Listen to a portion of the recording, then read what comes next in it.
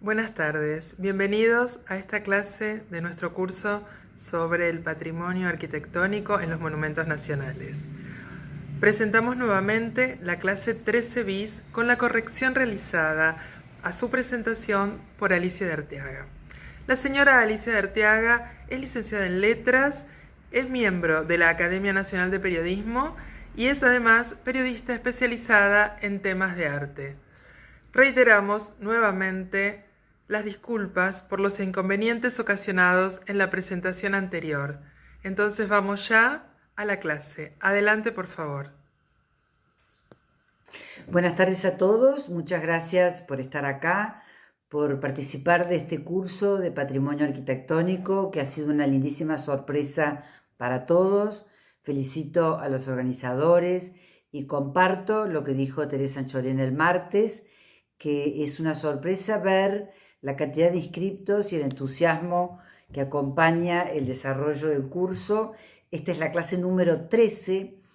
Me toca hablar a mí de los árboles, del paisaje, de la cultura y del patrimonio a través de eso que vemos todos los días y por las calles que caminamos y que nos rodean, y que en este caso está representado en la persona de alguien que fue un artista, un diseñador, un paisajista, una persona que le cambió la imagen a Buenos Aires. Él es Charles Taís, Carlos Taís.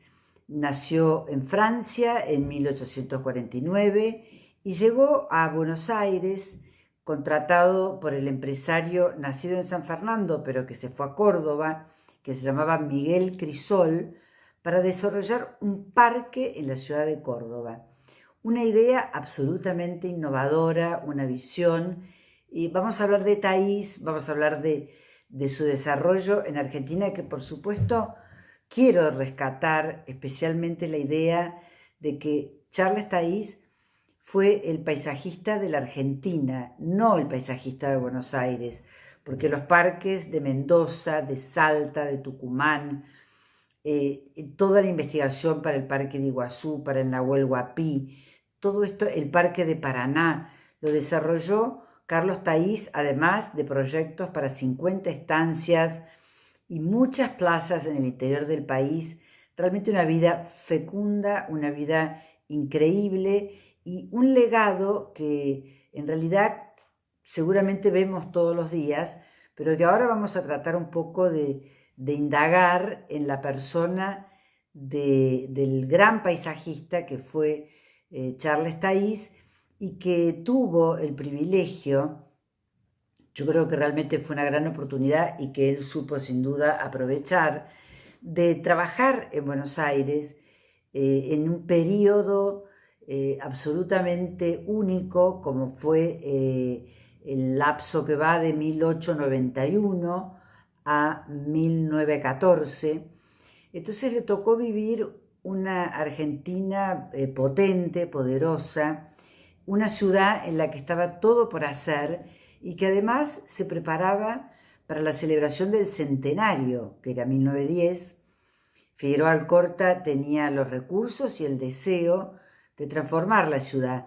Y yo creo que Taís acompañó esta transformación en la idea, un poco, si se quiere, que ya había hecho mucha fuerza en Francia a través de la transformación urbanística del barón Haussmann, con la apertura de los bulevares, y que él importa un poco acá, la trae y desarrolla algo realmente fuera de serie.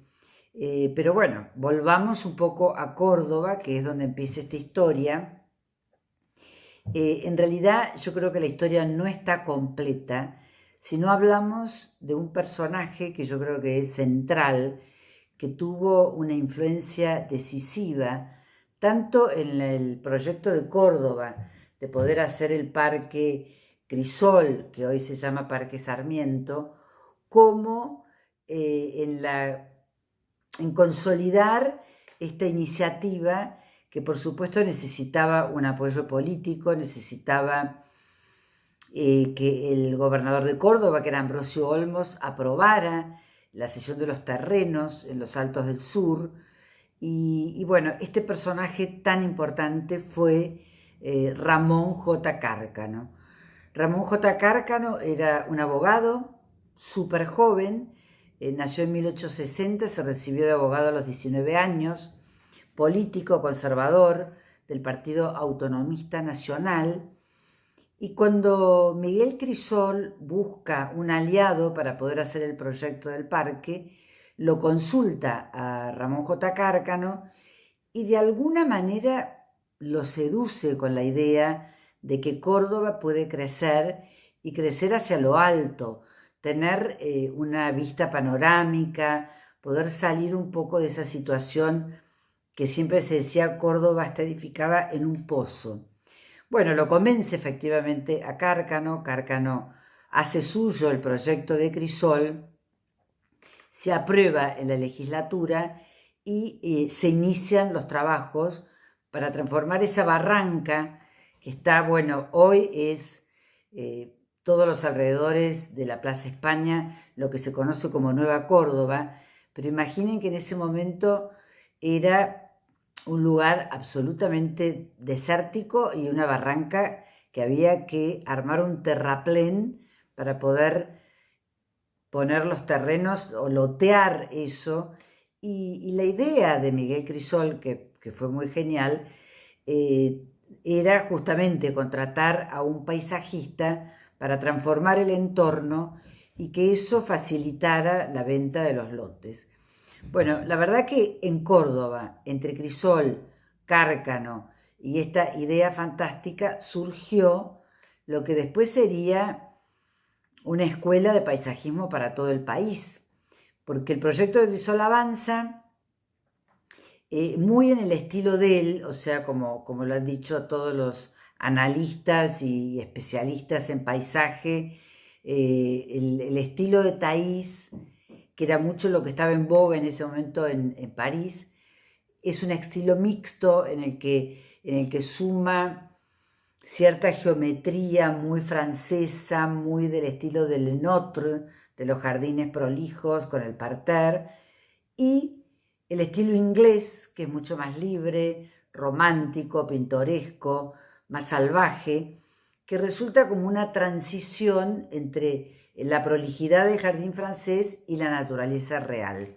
Bueno, Taís desarrolla eso en prácticamente todos los parques que hace en la Argentina y es evidente que su impronta tiene un eco inmediato en las autoridades, porque cuando el proyecto de Crisol no avanza, porque, bueno, viene la crisis del 90, se acaban los fondos, parece un mal argentino que viene de muy lejos, entonces Crisol abandona el proyecto y Taís vuelve a Buenos Aires.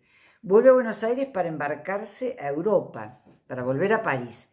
En ese momento lo detiene Huergo y le dice que se quede y convence también al intendente que era Francisco Bolini para que contraten a Charles Taís como director de paseos. Le ofrecen el puesto y Taís, que era un hombre, realmente se ve que un hombre de ley, dice, no, yo voy a aceptar solamente si hay un concurso. Se presenta el concurso, lo gana y en 1891 asume como director de parques. Esta tarea la desarrolla hasta 1914 y en ese periodo, como dije antes, se transforma totalmente el paisaje urbano, el paisaje de Buenos Aires. Pero yo quiero invitarlos a que imaginen, como se ven las imágenes, que en ese momento Buenos Aires no tenía árboles. O sea, estaba el Parque 3 de Febrero, que había sido impulsado por Sarmiento, una avenida de palmeras, por donde paseaban los carros o los carruajes, y no había nada más. Y Taís tiene que imaginar todos estos parques en un tablero y esperar a ver qué puede ocurrir, porque siempre es un acto de fe. Un árbol demora a veces una generación en alcanzar su volumen, su tamaño, su dimensión. Pero bueno, ya aprueba, como les dije, gana el concurso, se queda en Buenos Aires. Él tenía un proyecto íntimo, secreto, que era su deseo realmente, que era crear un jardín botánico, cosa que por supuesto hace y logra, y es el Jardín Botánico de Buenos Aires, que se inaugura en 1898 y tiene mucho de sus sueños, de su estilo, en el que combina ciertas cosas de esencia absolutamente botánica con paisajes de inspiración romana, de inspiración inglesa, caminos, puentes, esculturas. Thaís vuelve a Europa, viaja y trae esculturas que se instalan en los parques. Para Charles Thaís, que él decide llamarse Carlos, efectivamente, el paisaje debía ser una obra de arte, o sea, debía ser una conjunción entre naturaleza y arte. Y por eso imagina siempre que las esculturas cobran un protagonismo fundamental, y eso es un poco lo que pasa en Buenos Aires. Después hablaremos un poco de las esculturas, pero en un primer momento, digamos, él inaugura esta obra de jardín botánico que era su sueño, y entre otras cosas, allí en el jardín botánico, observando el desarrollo de la planta de la yerba mate, fíjense qué curioso, descubre el proceso de germinación. O sea, Thaís es una mezcla de artista, investigador, científico, arquitecto,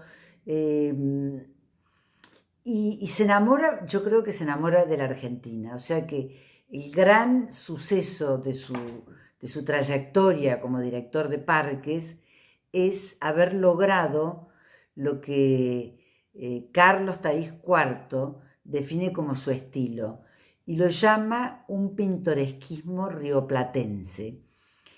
¿Qué es este pintoresquismo rioplatense? Bueno, es esa combinación de árboles autóctonos puestos en una secuencia que generan una paleta de color. Buenos Aires tiene una paleta de color y está dada por la sucesión de la floración de los árboles que plantó Thaís. Fíjense qué curioso, yo digo, Thaís se enamoró de la Argentina y también se enamoró de una Argentina, básicamente, digamos, era uruguaya de origen. En una kermés conoció a Cora Venturino, se enamoraron, dirían los franceses un coup de foudre, y se casaron. Thaís tenía 43 años y Cora Venturino tenía 18. Tuvieron 2 hijos, Ernestina y Carlos León, y de esta manera iniciaban una tradición que la continuaron, porque son 4 generaciones de paisajistas con el nombre de Carlos Thaís. O sea, la costumbre, la tradición de llamar Carlos al hijo varón.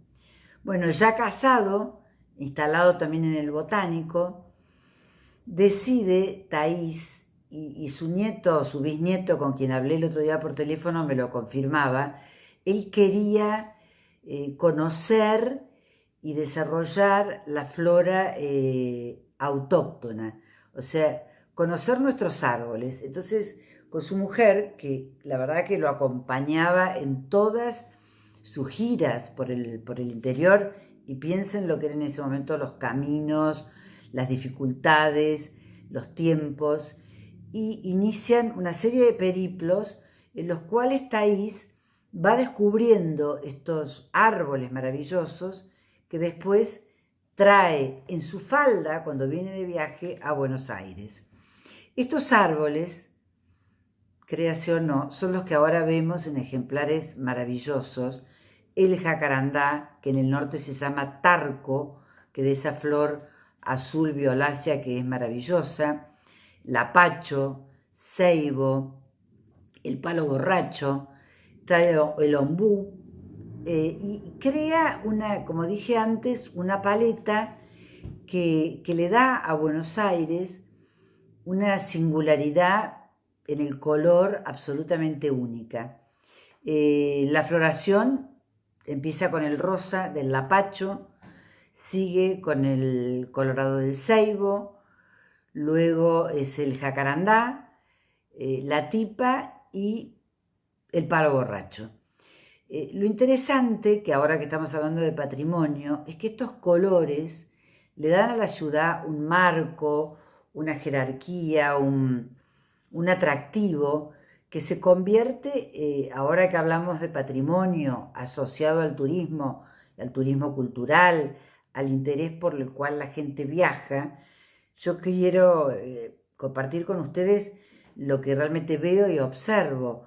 O sea, el jacarandá se convirtió en una fiesta en el mes de noviembre para quienes nos visitan y en una razón absoluta e increíble para iniciar estos viajes que por supuesto tienen otros correlatos en el mundo, o sea, como son los Marronier en París, los Ginkgo biloba en Nueva York o los tilos en Berlín.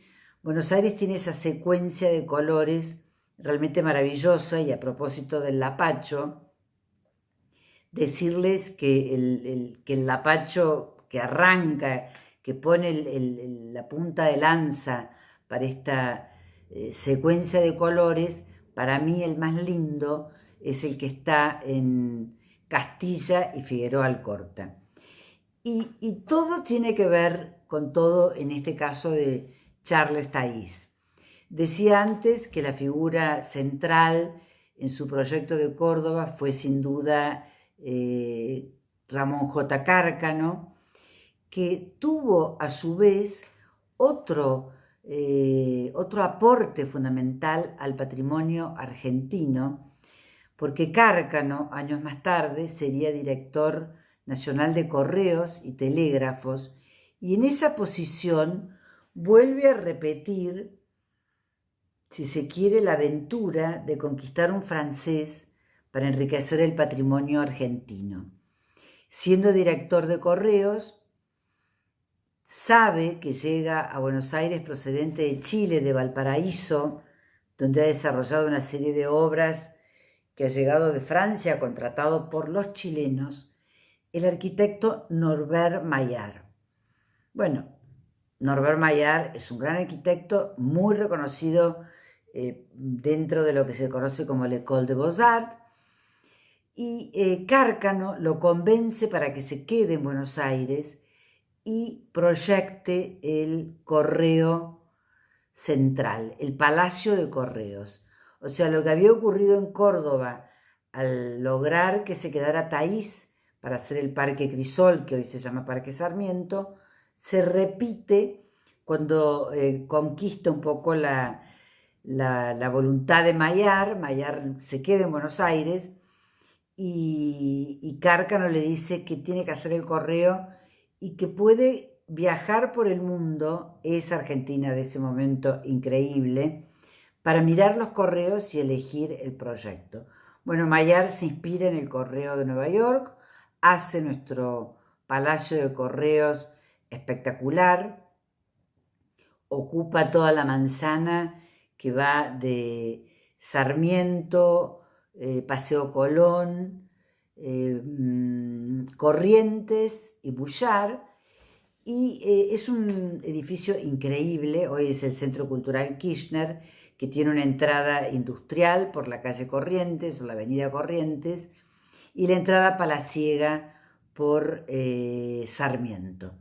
Bueno, este pequeño paréntesis un poco para decir que me parece que la figura de Cárcano completa un poco este escenario único de esa época de la Argentina de oro, ese periodo que va de 1880 a 1930, que son 50 años de paz política y de crecimiento económico en el que la ciudad se transforma. Se transforma hasta tal punto que tal vez en el modelo francés del barón Haussmann se habla en las diagonales. Taís diseña nuevamente la Plaza de Mayo, incorpora las palmeras. Las palmeras le gustaban muchísimo. De hecho, en el Jardín Botánico, Sobre la entrada que está en Árabe Siria y Las Heras hay un conjunto de palmeras, como un pequeño bosque de palmeras, que es estupendo, y hay palmeras en muchos lugares de la ciudad. Ahora bien, la avenida de Palmeras que había proyectado Sarmiento para el Parque 3 de Febrero no queda. En la avenida Sarmiento hoy tiene Jacarandáes, que es una gloria, es una fiesta, transitar por ahí en el mes de noviembre, porque la verdad que es, como decía Marina Walsh, ese azul jacarandá es absolutamente increíble y se vuelve un poco el color de Buenos Aires. Sin embargo, y les quiero hacer una pequeña acotación, en esta elección del jacarandá como el árbol de Buenos Aires, no tuvo éxito Taís, porque él convocó para que se eligiera la flor nacional, y yo creo, por lo que he escuchado y por lo que se dice siempre, que él votaba por el jacarandá. Sin embargo, la flor nacional es el ceibo. Bueno, volviendo un poco a la tarea del plantador, de quien fue la persona que plantó en una ciudad sin árboles 150.000 árboles. Aparte, por supuesto, diseñó Plaza de Mayo, Parque Lezama, todo lo que es la Plaza Rodríguez Peña, Parque Chacabuco. O sea, a veces uno piensa cómo este hombre en solo una vida pudo hacer tanto.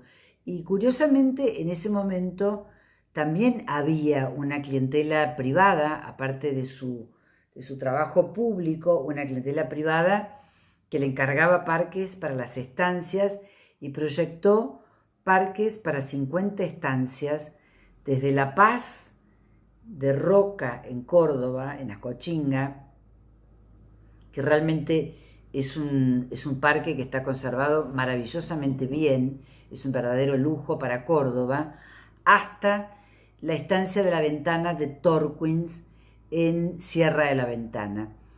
Bueno, siempre decía, creo haberlo leído, no sé si Sonia Berman o el mismo Carlos Taís IV, que cuando Taís llegaba a un campo, a una estancia para hacer un proyecto, preguntaba cuál era el espacio que tenía para trabajar. Y la respuesta unánime era siempre, en realidad tenía todo el espacio, porque Argentina, nuestro país, era el espacio del horizonte infinito, no había límite y se podía hacer de todo. De hecho, volviendo un poco a lo que decíamos antes, proyectó la Plaza Congreso en esa Avenida de Mayo que se abría para recibir el centenario de la patria, recibir a la infanta de los Borbones que vino para la celebración, y también un poco crear lo que era la nueva ciudad. O sea, yo creo que Taís asiste a la transformación de Buenos Aires en lo que va de la gran aldea a la metrópolis. Esa ciudad que construye los palacios y que importa además obras de arte para poner en sus parques. Vamos a detenernos en algunas de ellas, que son tal vez las más monumentales, porque en un país joven, con una gran inmigración, una de las cosas que me parece que eran necesarias era crear raíces e inspirar en la gente una identificación con las figuras emblemáticas y con aquellos personajes que tenían una onda, un hondo calado en la gente, cívico. Es el caso de Mitre, cuya escultura, que está en la plaza, en la barranca y en lo que se conoce como la isla, fue hecha por suscripción pública y la gente puso plata para que se hiciera la escultura, y la verdad que esos monumentos actuaban como una inspiración, eran inspiradores de la gente, eran inspiradores de la acción, de quien ha construido algo, de quien ha hecho patria. Y en el caso del monumento Alvear, yo creo que es uno de los más lindos de Buenos Aires, por lo menos yo lo encuentro que realmente es una obra fuera de serie, es la obra de Émile Bourdelle. El Alvear de Bourdelle, dicho por el propio Bourdelle, es considerada la obra maestra de su vida. El Monumento a Sarmiento es una obra de Rodin y mucho tuvo que ver en el encargo del Sarmiento a Rodin la figura de Eduardo Schiaffino. Eduardo Schiaffino fue el fundador, primer director del Museo Nacional de Bellas Artes, fundado en 1896, y entre otras cosas tuvo como misión viajar a Europa para comprar obra.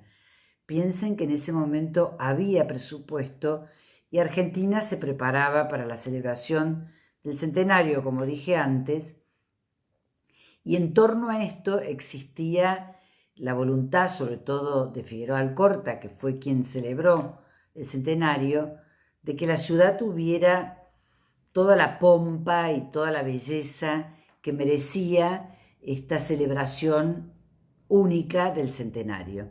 Bueno, Schiaffino viajó a Europa y ahí conoció la obra de Rodin, que estaba como muy de moda. Rodin era discípulo de Bari y tenía era como el tránsito entre la escultura clásica y la escultura realista, y Schiaffino influye mucho para que se le encargue el Rodin, que se le encargue el Sarmiento, perdón.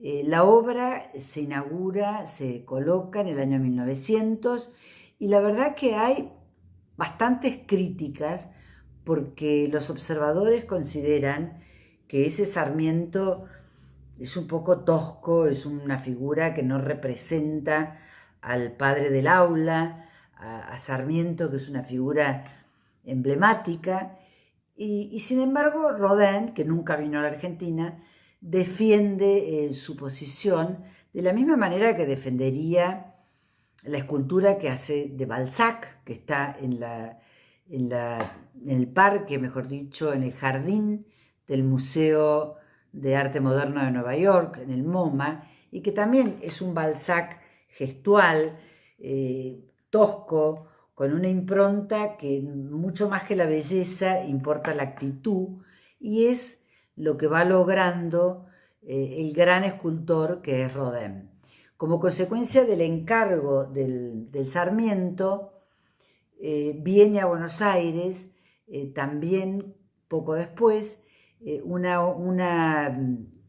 copia del Pensador de Rodin, que originalmente estaba pensada para colocarla en la escalera del Congreso. Esa decisión no se puede concretar porque el Congreso está en obra y la escultura se coloca de espalda al Congreso, mirando a lo que sería Avenida de Mayo y al final la Casa Rosada, y está allí ahora.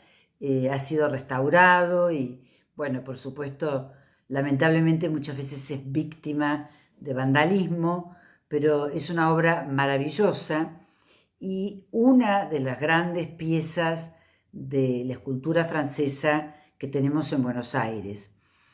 Yo estaba hablando antes del Alvear de Bourdelle, que está en el comienzo de la avenida Alvear, que antes todo eso, Alvear era lo que es Avenida del Libertador hoy también, con la mano en alto, una escultura formidable, con una actitud increíble, sin sombrero, singular, es un general que está saludando y que un poco recibe en las puertas de esta avenida tan elegante al público y a quien observa esta maravilla que es esta nueva ciudad que se ha transformado ya en una metrópoli extraordinaria. Muy cerca de ahí, al lado del Museo Nacional de Bellas Artes, está El Centauro, que también es de Bourdelle, una obra que el embajador argentino en París la vio en el taller de Bourdelle, se fascinó y le encargó. Quiso que estuviera en Buenos Aires. O sea, en ese momento Argentina Buenos Aires sobre todo, pero hemos visto que también Córdoba y los parques que desarrolló Thaís en el interior, como el 20 de febrero en Salta, el Parque San Martín en Mendoza, el Parque de Paraná, que para los descendientes de Thaís es uno de los más lindos, completa esta idea que yo comentaba al principio de que Charles Thaís, Carlos Thaís, no es el paisajista de Buenos Aires, sino de todo el país. Bueno, volviendo a las esculturas que están ahí alrededor del museo, cruzando la avenida Pueyrredón está el fabuloso arquero, que siempre le falta el arco, porque lamentablemente somos víctimas, o las esculturas nuestras, mejor dicho, son víctimas muchas veces del vandalismo, pero es un paseo que recorre y recuerda un poco lo que el patrimonio que nosotros tenemos en Buenos Aires y sobre todo el criterio con el que Thaís proyectó un poco ese eje que es realmente fantástico, que va de Retiro a Belgrano, que es la Avenida del Libertador y sobre todo la Avenida Figueroa Alcorta. En 1912, entre otras actividades increíbles que desarrolló Thaís, le tocó diseñar y proyectar Barrio Parque. Barrio Parque salió del tablero de Thaís. Barrio Parque era, o mejor dicho, se emplazó en los terrenos que van de Libertador a las vías del ferrocarril, de Tagle a Cavia, sobre los terrenos donde había estado, donde se había instalado la Exposición Universal. Esos terrenos se usaron para el proyecto que Thaís consideró totalmente innovador y yo creo que un poco a tono con lo que a él le gustaba desarrollar en los parques. O sea, una traza mucho más libre de calles en diagonal, hasta en el centro, en el corazón de Barrio Parque, una calle redonda que curiosamente se llama Ombú y que es absolutamente original. Y en ese lugar, en ese barrio, se convirtió tal vez en un lugar, en un entorno de privilegio, donde se construyeron varias de las casas y de los palacios y los petit hotel y los hotel particulier más lindos de Buenos Aires. Digamos que viniendo de Avenida del Libertador tenemos el Palacio Errázuriz, proyecto de René Sergent para Matías Errázuriz, que era embajador de Chile en Buenos Aires, y su mujer Josefina de Alvear. Entrando ya a Barrio Parque, tiene una casa formidable que es la casa de Victoria Ocampo, proyecto de Bustillo, hoy Fondo Nacional de las Artes, adquirida durante la presidencia de Amalia Fortabá. Y Barrio Parque es el enclave, el lugar de las embajadas. Allí, además de la Embajada de Bélgica, también obra de Bustillo, pero paradigma de l'École de Beaux-Arts, de la arquitectura francesa, de la piedra París, la moldura, todo lo que en ese momento en Buenos Aires representa el non plus ultra de la arquitectura. Enfrentadas esas dos visiones, culmina un poco el sueño de Thaís, ¿no? Crear un paisaje en un barrio, en un lugar, con todas esas embajadas que va, la Embajada de Uruguay, en Ocampo y Figueroa Alcorta, Embajada de Portugal, de Grecia, de Corea del Sur, de Italia, de Turquía. Bueno, un lugar magnífico que salió también del tablero de este hombre genial, que cierra el círculo. Fíjense qué curioso que él empezó haciendo un proyecto en Córdoba para Crisol, para crear un barrio de excelencia como lo es Nueva Córdoba.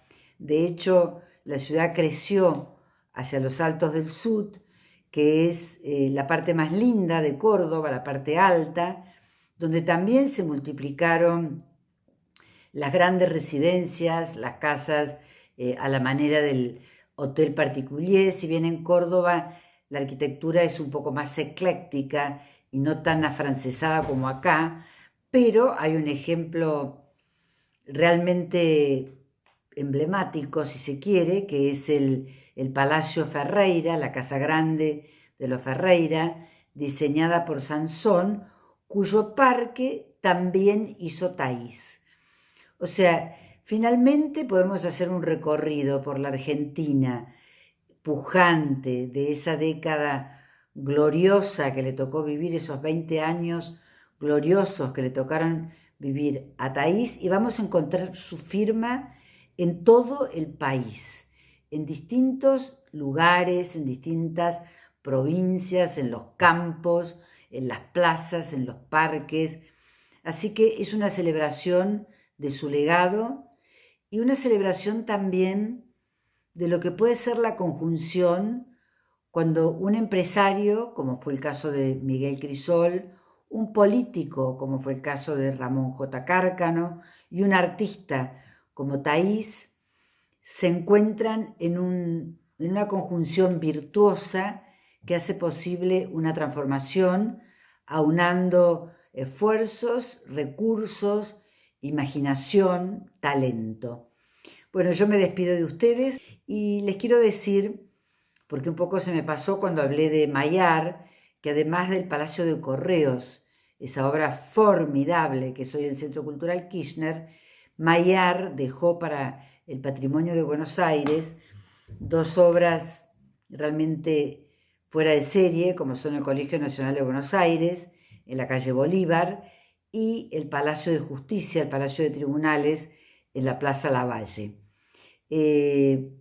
Ha sido un placer estar acá, me encanta haber compartido este rato con ustedes y espero que en un momento pronto, cercano, hablemos de patrimonio y nos volvamos a encontrar en torno a esto que es el patrimonio arquitectónico argentino a través de sus monumentos históricos.